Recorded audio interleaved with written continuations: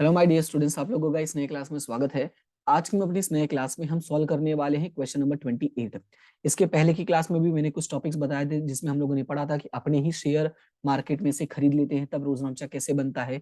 इसके अलावा हमने पढ़ा था कि जब हमें शेयर की रकम वापस करनी होती है, सॉरी जब डिबेंचर की रकम वापस करनी होती है तो वापसी अगर हमें प्रीमियम से करना हो तो उसका रोजनामचा कैसे बनता है। और साथ ही साथ हमने देखा था कि अगर मान लो हम पैसे के अलावा अन्य तरीके से मार्केट में अपने डिबेंचर को देते हैं तो कैसे बनता है, जिसमें हम लोगों ने पढ़ा था कि एक कंपनी है, उन्होंने मशीन खरीदा था और उसके पैसे उन्होंने डिबेंचर के तौर पे दिए हैं। तो ये तीन टॉपिक जो है मैंने आपको एक्सप्लेन कर दिया है, जिसका लिंक आपको डिस्क्रिप्शन में मिल जाएगा। मैंने प्लेलिस्ट बना दिया है डिबेंचर का, और मैं नाम और क्वेश्चंस लिख देता हूं, तो आप नाम और क्वेश्चंस जो है आप बुक में से देख के उसके हिसाब से आप जो आपकी जरूरत है उसके हिसाब से आप वीडियो देख सकते हैं।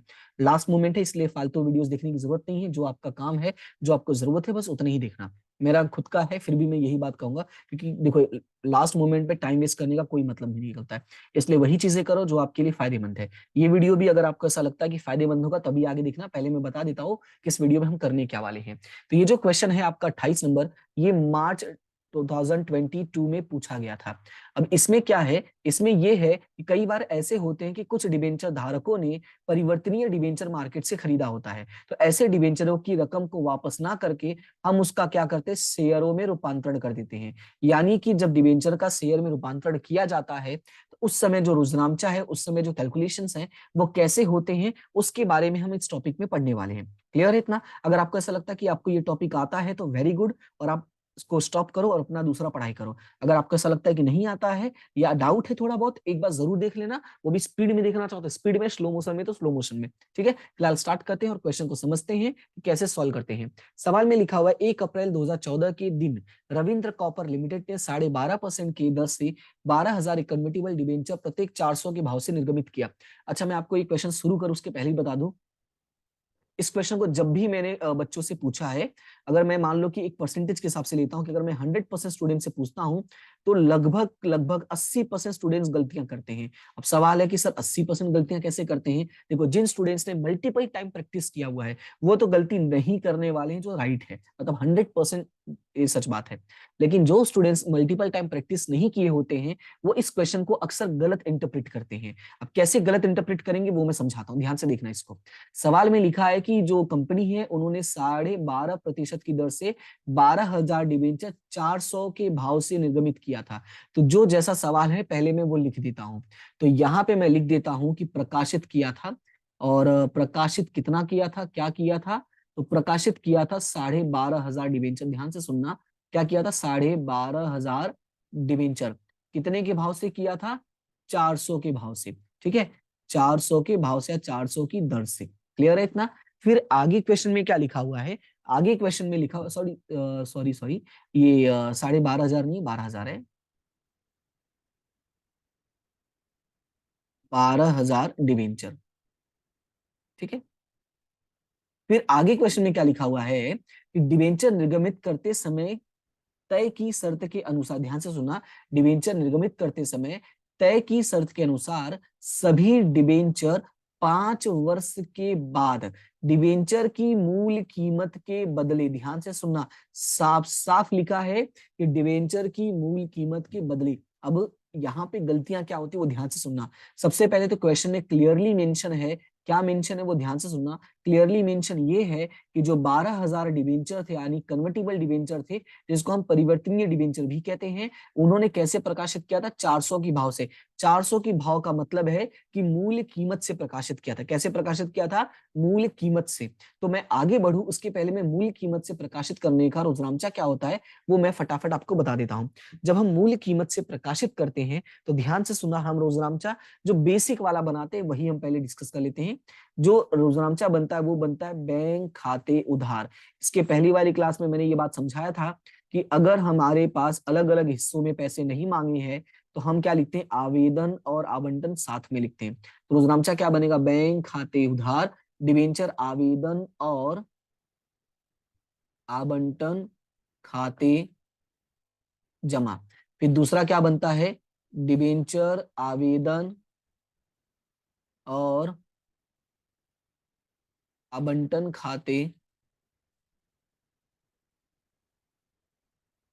उधार, डिबेंचर खाते जमा, सिर्फ इतना ही रोजनामचा हम लिखेंगे। क्यों लिखेंगे? क्योंकि ये डिबेंचर हमने कैसे प्रकाशित किया है? ये डिबेंचर हमने प्रकाशित किया है मूल कीमत से। तो हमने अगर मूल कीमत से प्रकाशित किया तो याद रखना यही रोजनामचा बनता है। अब रकम कैसे लिखेंगे वो ध्यान से देखना। तो सबसे पहले बैंक खाते उधार में हम लिखेंगे 12,000 डिबेंचर था, कितने के भाव से था? 400 के भाव से, जो ऑलरेडी मैंने यहाँ पे क्लियरली मेंशन कर दिया, सॉरी। 12,000 गुणे 400 करोगे तो ये कितना हो जाएगा? 12,000 गुणे 400 करोगे तो 12 चौक 48 यानी 48 लाख रुपीज हो जाएगा, यानी 48 लाख रुपए हो जाएगा। तो ये सभी में 48 लाख 48 हजार हो जाएगा। तो यहाँ पे मैं डैश कर देता हूँ, आपको 48 लाख लिख लेना है। ठीक है, उधार में भी 48 लाख और जमा में भी 48 लाख। उसके बाद जो अगला रोजनामचा बनता है, तीसरा रोजनामचा, वो बनता है आपका वापस करते समय की प्रविष्टि। तो डिबेंचर वापस नहीं करना है, लेकिन हमें वापस करते समय का तरीका जो है वो दिखाना पड़ेगा। तो हम यहाँ पे लिखेंगे डिबेंचर खाते उधार। ध्यान से सुनना, हम लिखेंगे डिबेंचर खाते उधार, क्योंकि ये डिबेंचर को हम क्या कर रहे हैं? कैंसिल कर रहे हैं। और ये हम पैसा इसका किसको चुकाने के लिए तैयार हुए हैं? डिबेंचर धारक को। तो लिखेंगे डिबेंचर खाते उधार और डिबेंचर धारक खाते जमा। और रकम कितना लिखेंगे? 48 लाख और 48 लाख। ये जो तीन रोजनामचा बना, देखो ये इसमें कुछ भी नया नहीं था। इसके पहले वाली जो क्लास है उसमें भी मैंने क्लियरली मेंशन किया था ये वाली ऐसे पॉइंट्स को, राइट। तो ये तीन रोजनामचा जो है बिना गलती के फटाफट लिख लेना। अब यहाँ पे स्टूडेंट से मिस्टेक क्या होती है वो मैं आपको समझाने वाला हूँ। सवाल में लिखा था कि 5 वर्ष के बाद डिबेंचर वापस करना है, लेकिन वापस कैसे करना है वो ध्यान से सुनना। मूल कीमत के बदले में, ध्यान से सुनना, यहाँ पे मैं अंडरलाइन करता हूं कि मूल कीमत के बदले में ₹10 के एक ऐसे इक्विटी शेयर 50% के प्रीमियम से दिया जाएगा। रकम तो जो है वो वापस करना है 48 लाख ही, क्योंकि उनका मूल कीमत ही उनको वापस करना है। लेकिन हम उनको वापस कैसे करेंगे? उनको वापस करेंगे शेयर के तौर पे। और ये शेयर का भाव कितना है? ये शेयर का भाव है आपका 10 रुपया। लेकिन ये शेयर हम उनको देंगे कैसे? ये शेयर हम देंगे 50% के प्रीमियम से। क्लियर है? तो ये है सवाल का इंटरप्रिटेशन, यानी सवाल का जो एक्सप्लेनेशन। और बच्चे पता है क्या करते हैं? जो गलतियां होती है वो मैं आपको बताता हूं। अब ध्यान रखो, अगर आपको पता है तो वेरी गुड, नहीं पता तो ध्यान रखना। यहाँ पे जो लिखा ना कि 50% प्रीमियम से वापस करेंगे, वो लोग पता है क्या करते हैं? बोलते हैं कि सर शेयर जो है ना वो प्रीमियम, अरे जो डिबेंचर है सर वो प्रीमियम से वापस करना है। बिल्कुल नहीं, डिबेंचर आपको प्रीमियम से नहीं वापस करना है। डिबेंचर का तो मूल कीमत ही वापस करना है, लेकिन उनके बदले में जो शेयर देना है ना, यानी अपने पास से जो चीज देनी है वो आपको प्रीमियम से देना है। बात समझ में आया कि नहीं? तो यहाँ पे आगे बढ़ते हैं और इसका देखो रोजनामचा क्या बन जाएगा। तो इसका जो अगला रोजनामचा बन जाएगा बहुत सिंपल है। कैसे बनेगा ध्यान से देखना। तो सबसे पहले हमें बात पता है कि हम डिबेंचर धारक खाते उधार करते हैं। क्या करते हैं? डिबेंचर धारक खाते उधार।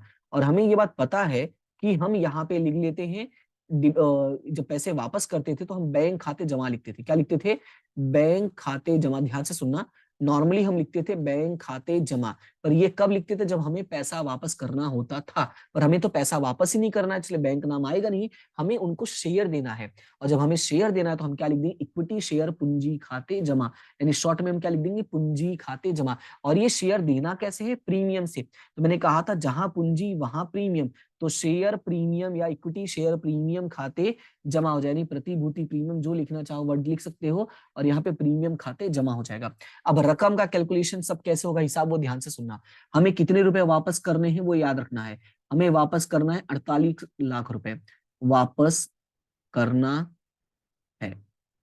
ऐसे वापस करने वाले हैं, हम उन लोगों को एक एक शेयर देने वाले हैं। क्या क्या देने वाले हैं? एक एक शेयर। और एक एक शेयर जो है वो कितने का पड़ेगा उनको? वो एक एक शेयर पड़ेगा 15 रुपए का। सवाल है सर 15 कैसे आया? तो ध्यान से सुनना, 10 रुपए का शेयर है और 50% प्रीमियम से वापस कर रहे हैं। कितने का शेयर है? 10 रुपए का, और उनको 50 रुपए प्रीमियम से वापस कर रहे हो। तो यहाँ पे 10 प्लस 50% 5 रुपए, यानी टोटल कितना हो गया? 15 रुपए हो गया कि नहीं हो गया? बात समझ में आया? तो इसलिए मैंने डायरेक्टली लिख दिया था 15 रुपए। अब सुनना ध्यान से, एक शेयर उनको वापस करोगे और कितने का हिसाब चुकता हो जाएगा?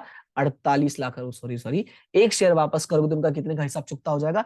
15 रुपए का। लेकिन हमको वापस कितना करना है? तो हमको वापस करना है 48 लाख। तो कितने का हिसाब चुकता होगा, बस ऐसे ही लिखना है। क्लियर है इतना? एक शेयर, ध्यान से सुनना, एक शेयर वापस करोगे तो 15 का हिसाब खत्म, लेकिन उनको वापस कितना करना है? 48 लाख। तो उसके लिए तुम्हें कितना शेयर देना पड़ेगा? तो क्या कर देना है? Cross multiplication. तो यहां लिखेंगे 48 लाख डिवाइडेड बाय 15। तो ये आ जाएगा आपका नंबर ऑफ शेयर्स यानी शेयर की संख्या। तो 48 लाख भागे 15 करोगे, तो 48 लाख भागे 15 करोगे तो ये आएगा 3,20,000। यानी कितने शेयर देने हैं? 3,20,000 शेयर जब दोगे उनको, किसको? कंपनी को, या जिसको ये शेयर वापस करना है, पैसे वापस करने हैं, तब जाके हिसाब उसका पूरा होगा। लेकिन अब ध्यान से सुना, ये तो पहला मेथड था, लेकिन मान लो अगर इसमें आपको उस टाइम पे भूल गए सर कैसे करना है, तो उसके लिए मैं आपको एकदम शॉर्टकट और एकदम सिंपल फॉर्मूला बताता हूं। क्या है वो ध्यान से सुनना।